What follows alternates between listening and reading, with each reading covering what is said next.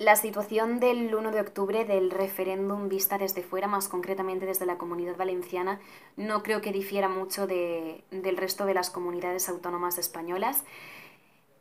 Antes de nada me gustaría decir que la violencia no justifica nada, ningún acto político, económico, social, nada. Nada de lo que ocurrió el 1 de octubre puede justificarse porque lo que ocurrió el 1 de octubre fue algo antidemocrático y que no se puede permitir.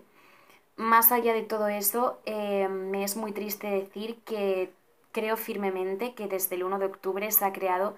ya existía, pero ahora se ha creado o se está construyendo un muro que divide lo que viene siendo Cataluña de España, y es muy triste tener que referirse a Cataluña y España por separado,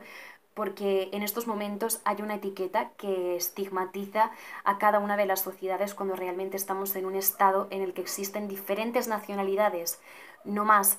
El problema, en mi opinión, la culpa de todo esto reside obviamente en las cúpulas políticas, que son las que han planteado todo esto desde ambos bandos, no me centro en ninguno, desde ambos bandos que han permitido que la sociedad salga a la calle en esta situación, que han motivado un conflicto como este y que han lanzado a la gente a la calle como si fuésemos simples marionetas, y realmente en el momento de la verdad no han sabido dar la cara. Y eso para mí es un problema muy, muy, muy terrible, teniendo en cuenta que estamos en una democracia del siglo XXI como es la nuestra. Así que es bastante triste y es una situación que ojalá no se volviese a repetir, porque ahora mismo acabamos de hacer desgraciadamente historia y somos un nuevo capítulo dentro de la historia española. En cuanto al discurso del rey ofrecido días después a lo acontecido el 1 de octubre, me pareció un discurso bastante intrínseco. Creo que no,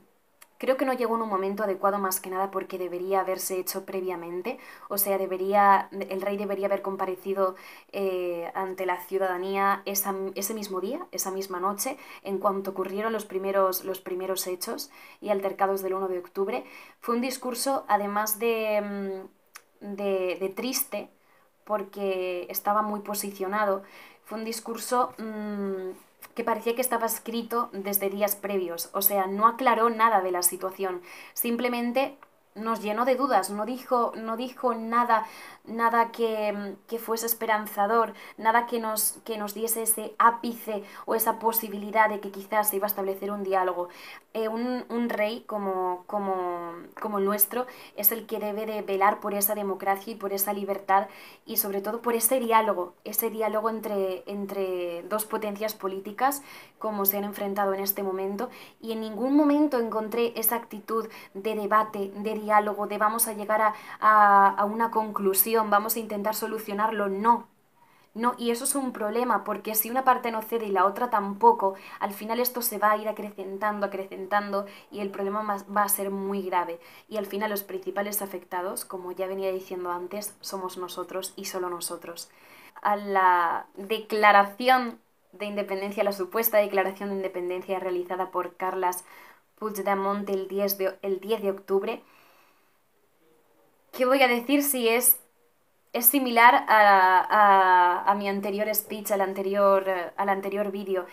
Un discurso intrínseco que tampoco me dijo nada, era algo que yo ya me esperaba,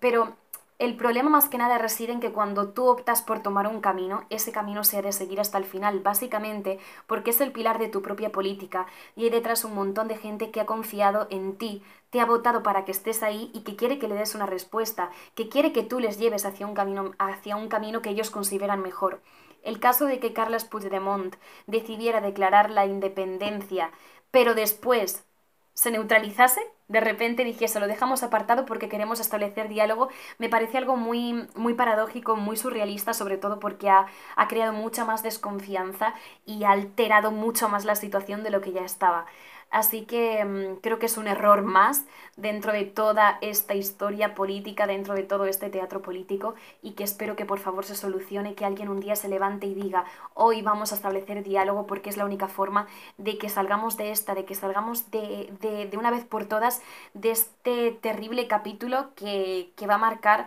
la democracia española por muchos años, y que esperemos que no vuelva a repetirse nunca más.